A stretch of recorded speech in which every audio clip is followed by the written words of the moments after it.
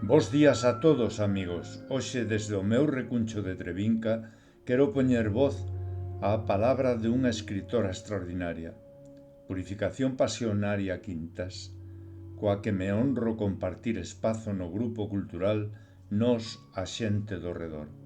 Nesta ocasión, será o pequeno pero delicioso relato que nos regala no número 14 da nosa revista, co título Así nacín e así morrerei. A través dun xemido de dor, da xardineira empapada en suor ao final dun duro traballo de home, unha bágoa de preocupación caeu nun campo onde quedaba nin un palmo de terra para unha nova xerminación.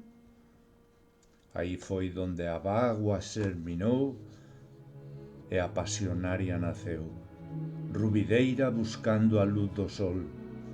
Invadiu o campo, desterrárona entre silvas creceu. Como boa rubideira, ao campo regresou, un vello xardineiro das súas verdes follas encaprichouse.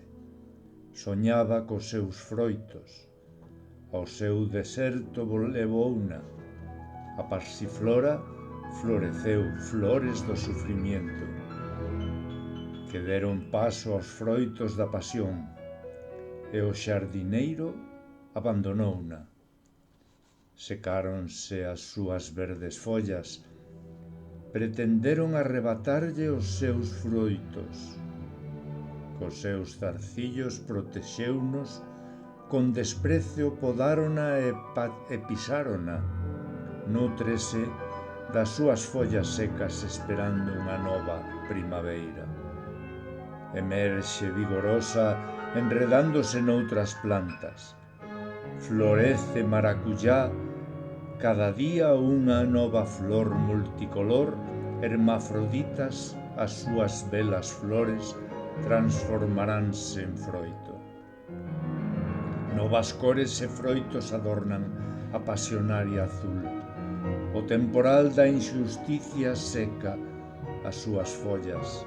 A xeada do celoso poda. A saraiva do egoísta golpea as súas raíces.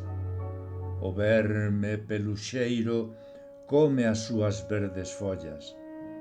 O escarabello do despego carcome o seu tallo, se deshidrata.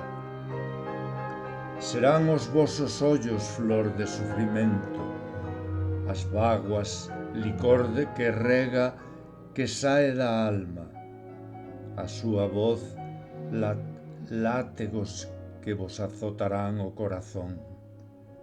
Mais o que poido achar felicidade no sufrimiento e beleza na deterioración da flor, ese gozará o último froito da pasionaria.